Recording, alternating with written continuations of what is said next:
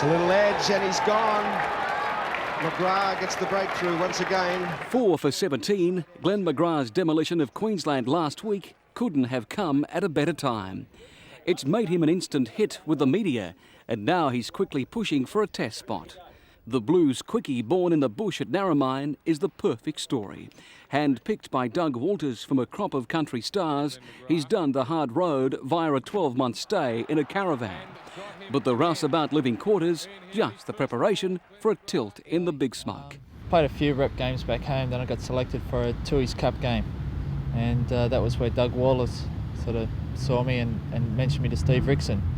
And within the next couple of months, got a call from Steve asking sort of if I'd like to come down to Sydney, give it a go. So I thought, yeah, come down, see what happens. And so I didn't really have anywhere to live. So we thought, bring a caravan down and sort of stay there and sort of see what happens from there. And sort of once I get settled, might move into a unit from there, and sort of ended up living there for about a year, 12, 13 months. So, yeah. And McGrath is not short of confidence. If capped, is ready to shine. At the moment, I'm sort of really confident the way I'm bowling, so, and I think I could take the next step, sort of no worries. It's a big ask for a 23-year-old who's played just 6 first-class matches. I'd like to see McGrath improve steadily this summer, have a full season in Sheffield Shield. He might get into one of the representative games later on, might easily get into one of the limited overs games. That's often used as a sounding board by the Australian selectors, and I think he's got talent. But there are a lot of other fellows around Australia as well, and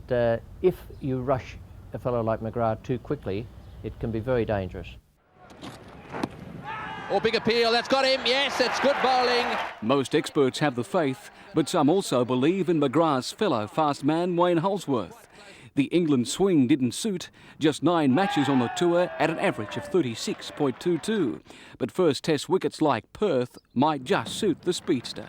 My eye really was taken by Holsworth. Now, he's a more experienced bowler, he's been on the Ashes tour, didn't bowl very well early on the tour, but came good towards the end, and I think he is a definite contender. Obviously Perth's a renowned fast bowler's wicket, but you know, there's half a dozen guys putting their hands up for the spot, and Glenn on our side as well is another one who's obviously pressing hard for selection, but you know, I can go to anyone and hopefully it's going to be me, but you never know. I've just got to make sure I get a lot of wickets and bowl straight, and we'll see how we go from there. Both bowlers get a chance to show their wares where New Zealand take on New South Wales in Newcastle just prior to the first test. It's an important psychological battle. The more experienced Holsworth snared 2 for 16 himself last week. Queensland star Matthew Hayden, one of his victims. That, he says, will help. Yeah, it wasn't too bad. You know, it's always good in a one-day game to get a good start. And you know, as the opening bowler, I mean, my job is to hopefully set off the team with a good start. And I did that on the weekend, and you know, the results proved we won the game.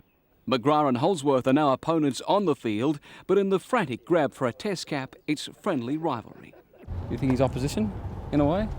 Oh, he could be. You never know. I mean, it'd be good if we could both play together in the first test in Perth. But you know, there's a couple of spots there, and you know, we just got to make sure that if it is me and Glenn, hopefully we might get 2 spots between us. But you know, I'd like to think after the Ashes tour and the form I've showed in the last few days, and hopefully if I can continue that form along, you know, I might be a chance maybe. But you never really know, and I've just got to make sure I get a lot of wickets and bowl well for the next 3 weeks. I suppose we are competing against each other, so.